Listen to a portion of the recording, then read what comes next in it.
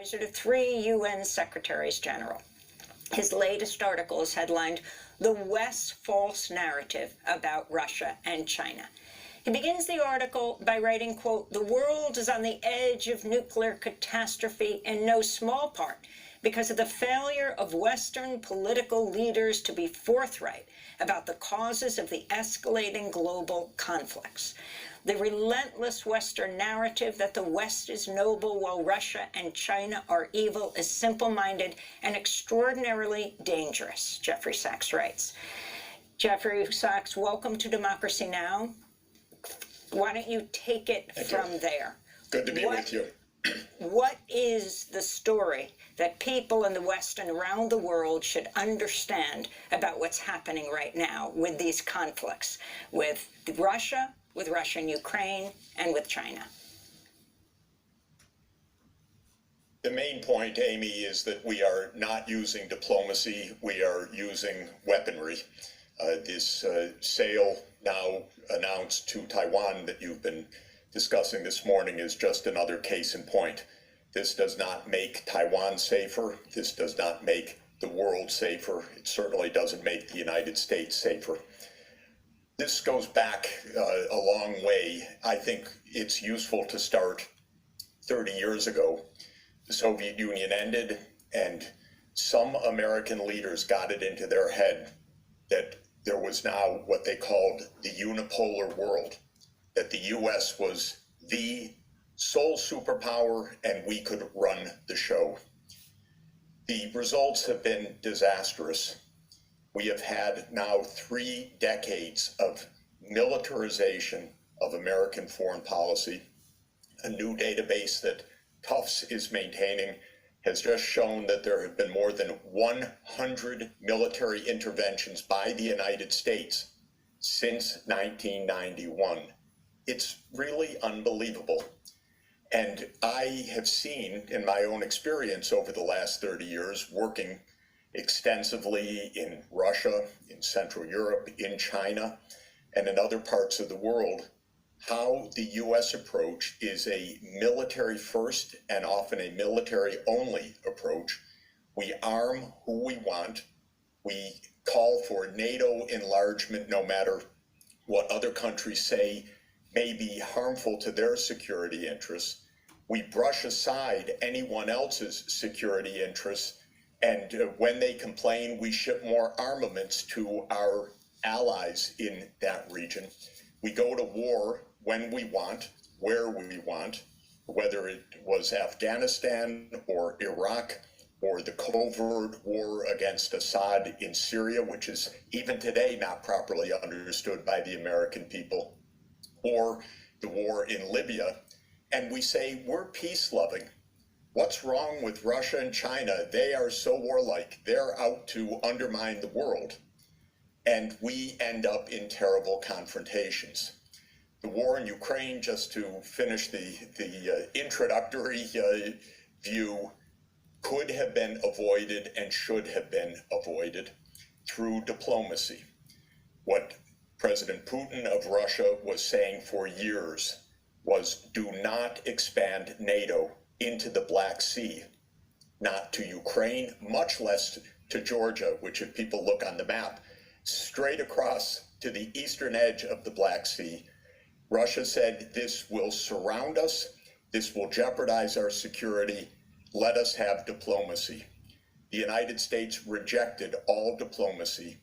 I tried to contact the White House at the end of 2021. In fact, I did contact the White House and said, there will be war unless the U.S. enters diplomatic talks with President Putin over this question of NATO enlargement. I was told the U.S. will never do that. That is off the table. And it was off the table. Now we have a war that's extraordinarily dangerous, and we are taking exactly the same tactics in East Asia that led to the war in Ukraine. We're organizing alliances, building up weaponry, trash-talking China, having Speaker Pelosi fly to Taiwan when the Chinese government said, please lower the temperature, lower the tensions. We say, no, we do what we want. and now send more arms. This is a recipe for yet another war. And to my mind, it's terrifying. We are at the 60th anniversary of the Cuban Missile Crisis, which I've studied all my life, and I've written a book about the aftermath. We are driving to the precipice, and we are filled with our enthusiasm as we do so, and it's just unaccountably dangerous and wrong-headed, the whole approach of U.S. foreign policy, and it's bipartisan. Jeffrey Sachs, I wanted to ask you, one of the things that you mentioned in a recent article that was published in Consortium News was this insistence of the United States, dragging Europe along as well, in maintaining hegemony throughout the world at a time when the economic power of the West is declining. You mentioned, for instance, that the BRICS nations, Brazil, Russia, India, China, and South Africa, represent more than 40% of the world's population and have a greater GDP than the G7 nations, yet their interests and their concerns are pretty much dismissed, or in the case, obviously, of Russia and China, portrayed to the American people as the aggressors, as the authoritarians, as the ones that are creating turmoil in the world. I'm wondering if you could expand on that. Yeah, absolutely, and directing us to that is extremely important. The disproportionate power of the Western world, and especially the Anglo-Saxon world, which started with the British Empire and now the United States, is about 250 years old, so a short period in world history. It happened for a lot of very interesting reasons that the Industrial Revolution came to England first. The steam engine was invented there. That's probably the single most important invention of modern history. Britain became militarily dominant in the 19th century, like the United States was in the second half of the 20th century. Britain ran the show. Britain had the empire on which the sun never set. And the West, meaning the United States and Western Europe, now meaning the US and the European Union, the UK, Canada, Japan, in other words, the G7, the European Union, together, is a small part of the world population, perhaps now roughly 10%, a little bit more, maybe 12.5% if you add in Japan, to Western Europe and the US. But the mindset is we run the world. And that was the way it was for 200 years in this industrial age. But times have changed.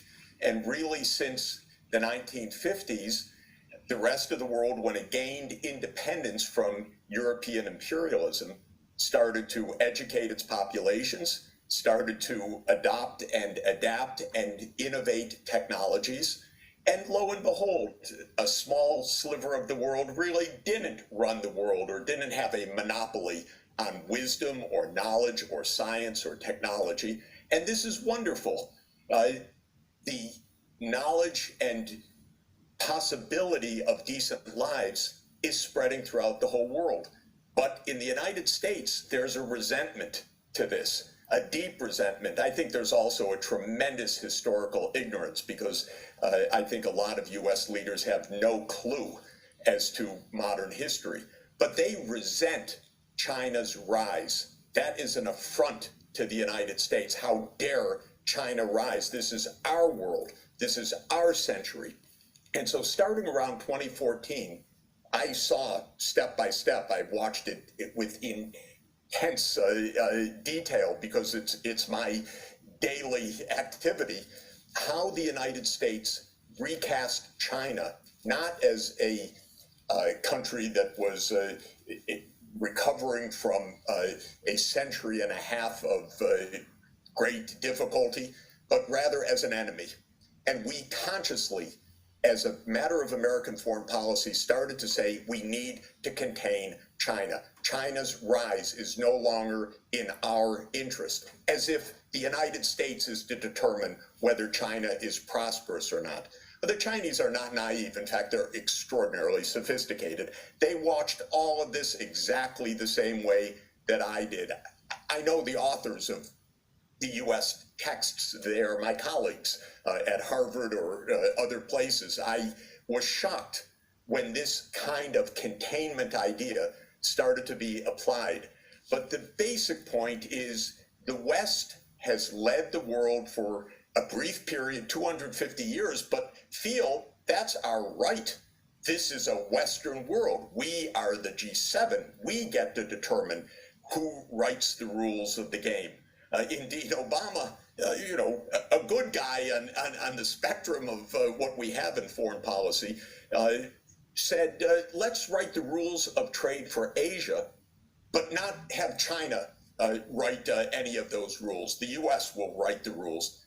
This is an incredibly naive and dangerous and outmoded way to understand the world. We in the United States are 4.2% of the world's population. We do not run the world. We are not world leader. We are a country of 4.2% of the people in a big, diverse world, and we should learn to get along. Play in the sandbox peacefully, not demand that we have all the toys in the sandbox. And we're not over that thinking yet. And unfortunately, it's both political parties. It's what motivates Speaker Pelosi to go to Taiwan in the middle of all of this, as if she really had to go to stir up the tensions. But it's the mindset that the U.S. is in charge. I wanted to go back a little bit back into the 1990s. You recall, I'm sure, the enormous financial collapse that occurred in Mexico in the 1990s, where the Clinton administration authorized $50 billion in a bailout to Mexico, which was really to Wall Street investors. At the time, you were advising the post-Soviet Russian government, which also had had deep financial problems at the time, but was unable to get any significant Western assistance, or even from the International Monetary Fund. You were critical of that at the time. I'm wondering if you could talk about the differences, how the U.S. responded to the Mexico crisis versus the Russian financial crisis, and what the roots of that may have been in what the current situation is in Russia today.